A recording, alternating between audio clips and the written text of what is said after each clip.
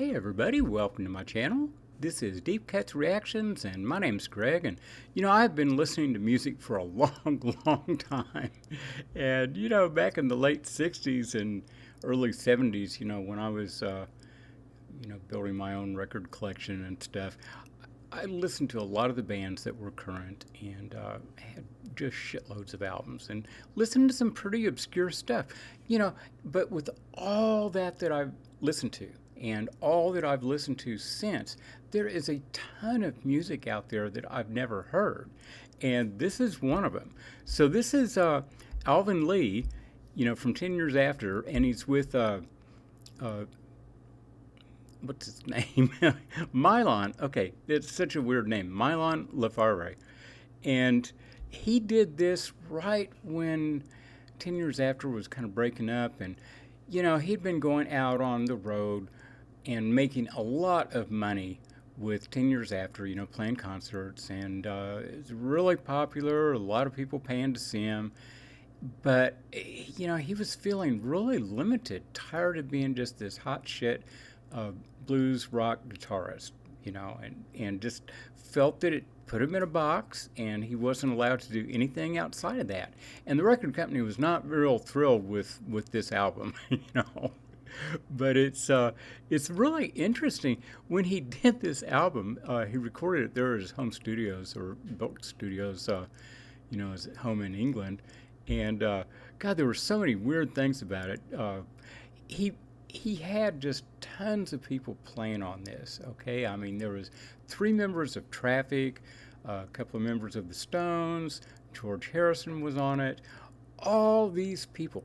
But, there were contract obligations with the different record companies, and so when they put out the album, they had to change these guys' names and everything so that it wouldn't become prohibitively expensive to do this work, and all the musicians, man, they just wanted to play. They just wanted to make music. And then you've got all these constraints from the fucking record companies and all this stuff, so it limits music a lot of times. So, like I say, he went out, and this guy, Mylon LeFerve, is a gospel singer, and so they got together with all these people and did this record. And I was reading one of the craziest things. I mean, it was pretty raucous recording sessions, but at one point they had been in the tennis courts, the indoor tennis courts, and it had rained a whole bunch, and they were in there. Alvin Lee was trying to use it as an echo chamber. And so Steve Winwood and Mylon LeFerve had gone out to, talk and smoke a joint, and at about that time, all this rain made the roof of that cave in, so they all escaped with their lives, but yeah, it's just one of those weird-ass things, so I'd say that makes it pretty magical recording session. So I have not heard this at all, and this is the title cut and the first song on the album, On the Road to Freedom. So let's check it out.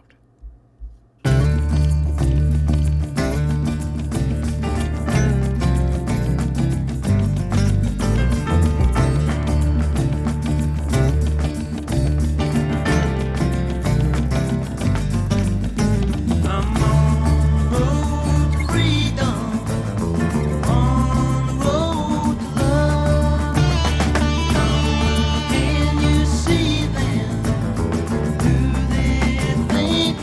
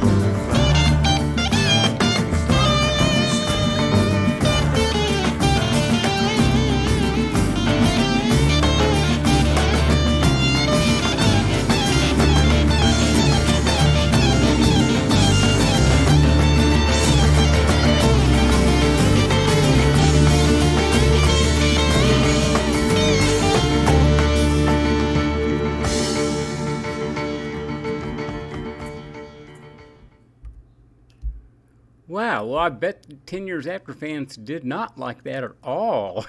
That was really different.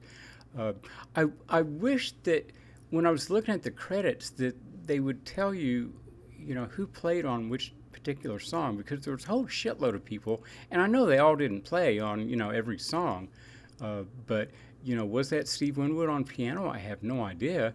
But I thought the song was so interesting because, in my mind, the focus of it was the background singing, not the lead, that he was doing, but the background singing, which was just this constant almost through the whole thing, and really out front. I thought it was really unique, a different vibe to it and different feel. And got the bass in there. I don't know who that was. It was Ron Wood or whatever, but that was really good the whole way through. And I don't know, man. For the most part, at least through the song, Alvin Lee's guitar was just kind of coming in like a butterfly, just accenting the whole thing. And then, he does have his big lead, but it still wasn't done quite in the style of what he was doing for 10 Years After. He wasn't trying to he wasn't trying to show his chops or anything. I mean, my God, he's been around forever, and everybody knows he's a great guitarist and all that. So he certainly didn't have to prove anything. But it was really good and restrained, and just, I don't know, perfect sound. That was a really killer song too. I mean, just the melody and the lyrics and everything. It was a really good song. So yeah, I'm glad I listened to that. I'll listen to some more of the album. So anyway, y'all take care, and I'll be back. So hit like, subscribe, and we'll see y'all then. Bye bye.